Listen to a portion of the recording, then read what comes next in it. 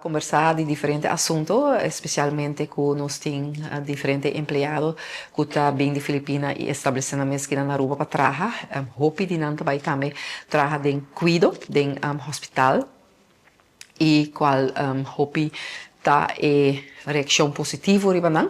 e também a maneira que nós compreendemos tem 5.000 filipinos aqui na Aruba, pois está uma comunidade que viamos, não tem nada malo de não, sempre está uma comunidade hopi tranquilo, que está trabalhador e que está integrado também na nossa comunidade, pois se está um ponto positivo de e durante a conversação, que está hopi ameno, nós a conversar de diferentes assuntos, nós a conversar de cuidado médico que não e Filipinas, nós a conversar também tocante de família não, nos forma com nos está dando sustento na família aqui na Aruba, mas também de não e também intercambiar enquanto de tratado não tem para o que trata família e aspecto também de família da comunidade e nós temos vários pontos em comum pode vista toch wel com outro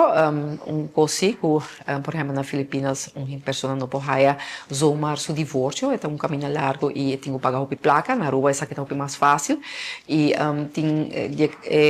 pode vista é momento né que nós começará a hari hopi com outro na mesa e me quer que se tá hopi importante que nós está querendo em contato com outro para motivo que nos laços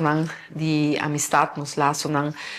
de também familiar pessoa tem hopi filipino também tá dentro tá integrar nas comunidades que tá casa também com pessoas aqui na Aruba e agora que nós por forma uma comunidade unir uma comunidade que tá positivo e que está contribui grandemente na nos não somente economia, mas também na no sistema familiar e social. Dus agradecimento na todos estão presentes e que